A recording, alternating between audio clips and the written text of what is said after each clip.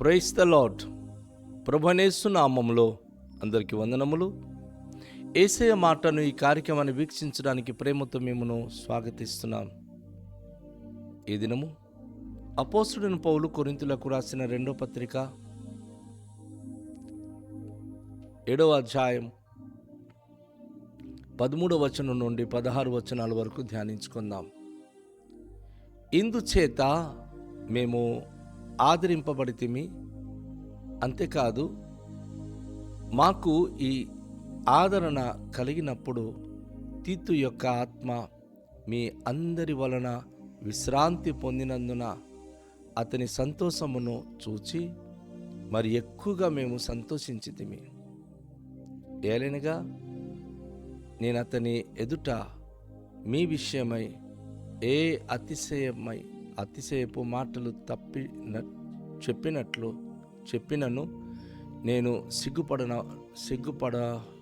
సిగ్గుపరచబడలేదు. మేము అలాగున అన్నిటినీ మీతో నిజముగా చెప్పితిమో, అలాగే మేము తీతు ఎదుట మీ విషయమై చెప్పిన అతిశయపు మాటలు నిజమని కనబడెను. మరియు మీరు భయముతోనూ వణుకుతోనూ తన్ను చేర్చుకుంటిరని అతడు మీ అందరి విధేయతను జ్ఞాపకం చేసుకొనుచుండగా అతని అంతఃకరణము మరి ఎక్కువగా మీ ఎడల ఉన్నది. ప్రతి విషయంలోనూ మీ వలన మాకు ధైర్యము కలుగుచున్నది గనుక సంతోషించుచున్నాము. ప్రభునందు ప్రియమైన వాళ్ళారా, అపోస్తలుడైన పౌలు సంఘానికి ఆయన ఎంకరేజింగ్ చేస్తూ ప్రోత్సహిస్తూ తీతు విషయంలో కూడా ఆయన మాట్లాడుతున్న కొన్ని మాటలు ఈ యొక్క వాక్య భాగంలో మనము చూస్తున్నాం. ప్రియులారా, కొరింథీయులకు ఆయన వ్రాసిన ఈ పత్రికల్లో అనేక మందికి ఆదరించే మాటలు, ప్రోత్సహించే మాటలు, అనేక మంది జీవితంలో పరిశుద్ధతను గురించిన హెచ్చరికలు ఈ 7వ అధ్యాయం అంతా మనం చూస్తున్నాం. ఈరోజు చెప్పబడిన వాక్యమును బట్టి విశ్వాసులు గనుక స్పందించి మార్పు పొందుతూ ఉంటే ఇందుచేత మేము ఆదరింపబడితిమి అంటున్నాడు. విశ్వాసులు సంఘములో దేవుని వాక్యమును బట్టి వారు సరైన మార్పు కలిగి ఆదరించబడుతున్నట్లయితే, ఒకవేళ ఏ మాట గనుక పట్టుకొని శరీరరీతిగా దుఃఖపడి సంఘం మానేయడం, సాహసం మానేయడం, సాహసంకి వెళ్ళకపోవడం, ఇవన్నీ శరీరరీతిగా జరిగే పనులు. ఆత్మీయులు ఏం చేస్తారంటే, ఎలాంటి అవమానకరమైన పరిస్థితులు వచ్చినా ఆలోచిస్తారు, ఎందుకు ఇలా వచ్చింది, ఎక్కడ మేము తప్పు చేశాం, ఆత్మీయ జీవితాల్లో ఎక్కడైనా మేము లోపంగా ఉన్నామా అని తమ్మును తాము సరి చేసుకుంటారు. ఆ సరి చేసుకునే విధానములోనే అద్భుతమైన దీవెన ఉంది, అద్భుత ఆశీర్వాదం ఉంది.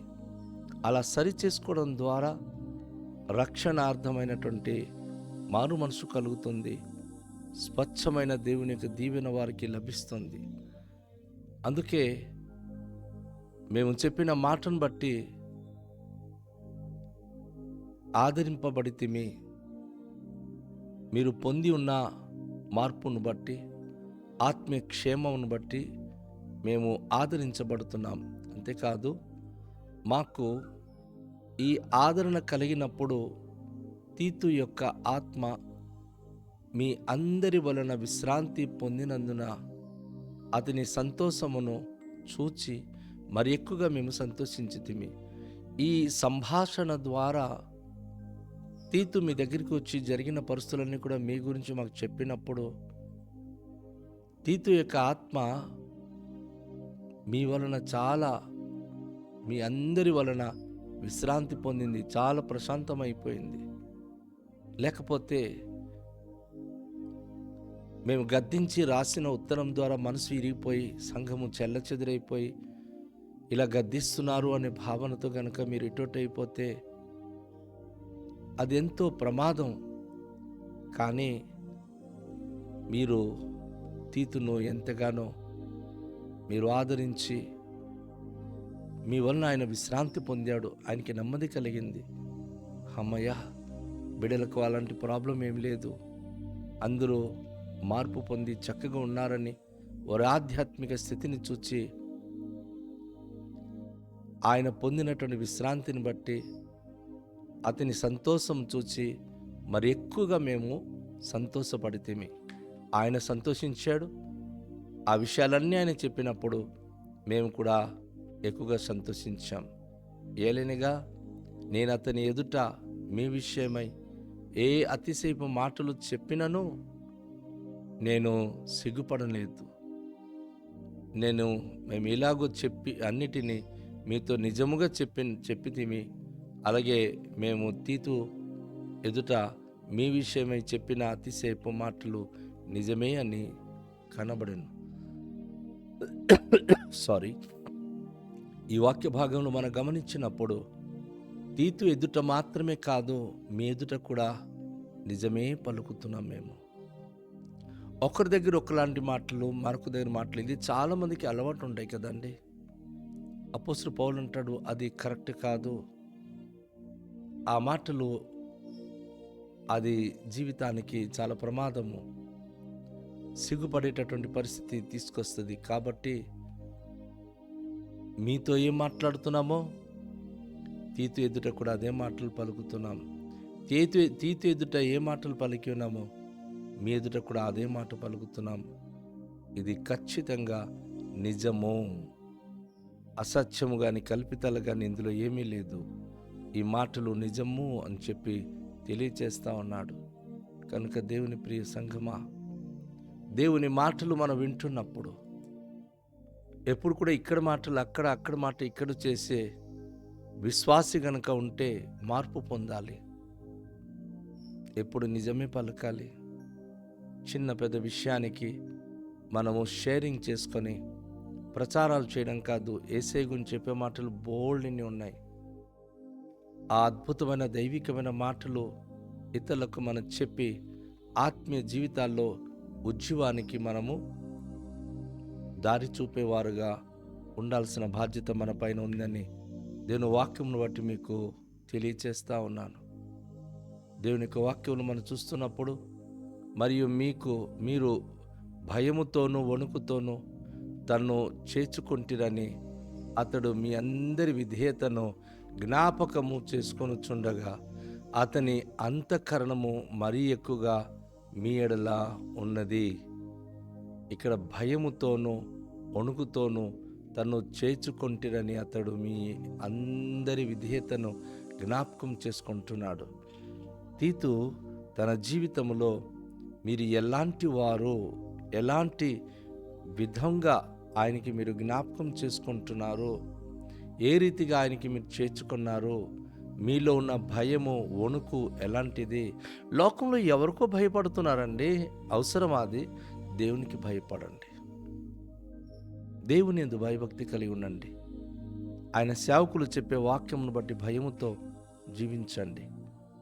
దేవుని యొక్క వాక్యమును బట్టి ఆ భయము భీతి కలిగిన వారై జీవించినప్పుడు అది ఎంతో మీ విధేయత ప్రచురమవుతుంది. మనకు పరిశుద్ధ గ్రంథంలో చాలాసార్లు ఒక మాట ఉంటుంది కదా, విధేయత వలనే ఆశీర్వాదం వస్తుంది, అవిధేయులైన వారికి శాపం మాత్రమే ఉంటుంది. ఓ ప్రియ దేవుని యొక్క కుటుంబమా, ఈ వాక్యం వింటున్న దేవుని బిడ్డలారా, మీ సేవకుడు చెప్పే మాటలకు అది ఆ పాస్టర్ గారు చెప్పారనుకుంటున్నారా? అలా అయితే మీరు చాలా నశించిపోయే స్థాయికి వెళ్ళిపోతున్నారు. దైవ సేవకునికి నిలువబెట్టి దేవుడు మీతో మాట్లాడుతున్న ప్రతి మాటలు అది దైవికమైన మాటలు, దైవ చిత్తానుసరమైనటువంటి జీవితం మీరు జీవించడానికి ఆయన గద్దిస్తారు, మందలిస్తారు, చెప్తారు. సో దేవుని బట్టి మీరు వినే మాటలు మీ జీవితానికి భయం ఉండాలి. వణుకుతో అపోస్తలుడు పౌలు ఫిలిపికి రాస్తూ అంటాడు, భయముతోనూ వణుకుతోనూ మీ సొంత రక్షణ కొనసాగించండి అని. ఈ వచనాల్లో అంటున్నాడు, మీరు భయముతోనూ వణుకుతోనూ తన్ను చేర్చుకొంటినని అతడు మీ అందలి విధేయతను జ్ఞాపకం చేసుకుంటున్నాడు. ఇక్కడ మీరు భయముతో వణుకుతో విధేయత కలిగి ఉన్నారని తీతు చెప్తా ఉన్నాడు. ఆయన విషయంలో మీరు ఎంతగా మీరు ప్రేమ చూపించారు, తనకు ఏ విధమైనటువంటి పరిస్థితిలో తను గౌరవించాడు. అతని అంతఃకరణము మరీ ఎక్కువగా మీ ఎడల ఉన్నది. ఆయన తన మనసులో మిమ్మల్ని ఎక్కువగా ఆయన చేర్చుకొని ఆ విషయమై చాలా చాలా ఎక్కువగా మాట్లాడుతున్నాడు.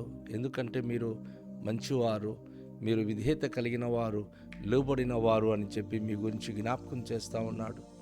ప్రతి విషయములోనూ మీ వలన నాకు ధైర్యము కలుగుచున్నది కనుక సంతోషించుచున్నాను. అపోస్తలుడైన పౌలు ఈ మాట ఎంతో విలువైన మాట తెలియజేస్తూ ఉన్నాడు. ఈరోజు సేవకులకు ధైర్యం ఎక్కడి నుంచి వస్తుంది? వారికి డబ్బును బట్టియా, ధనాన్ని బట్టియా కాదు. ఒక విశ్వాసి తనకు విధేయత కలిగి లోబడి జీవించినప్పుడు సేవకునికి ఎంతో ధైర్యం, ఎంతో సంతోషం. ఈ బిడల వలన మాకు ఇలా జరిగింది అని ఆ బిడలను బట్టి వారు సంతోషిస్తారు. నువ్వు నీ సేవకునికి సంతోషపరిచే బిడగా జీవిస్తున్నావా? నీ వలన నీ సేవకుడు సంతోషిస్తున్నాడా? నీ వలన నీ సేవకుడు సంతోషం కలిగే అనుభూతి ఉన్నదా? ధైర్యవంతుడిగా జీవిస్తున్నాడా? ఒకసారి ఆలోచించు. దేవుని యొక్క సన్నిధిలో మన సేవకులు మనల్ని బట్టి సంతోషించాలంటే, ధైర్యంగా మరింతగా ముందుకు సేవ చేయాలంటే, వారికి ధైర్యము, ప్రోత్సాహం ఇచ్చేటటువంటి ఒకే ఒక అనుభూతి, అది మనం వారికి విధేయత కలిగి ఉండడమే. అంతమించి ఇంకా డబ్బు, ధనాలు, ఆస్తి, అంతస్తులు వారు కోరుకోవట్లేదు.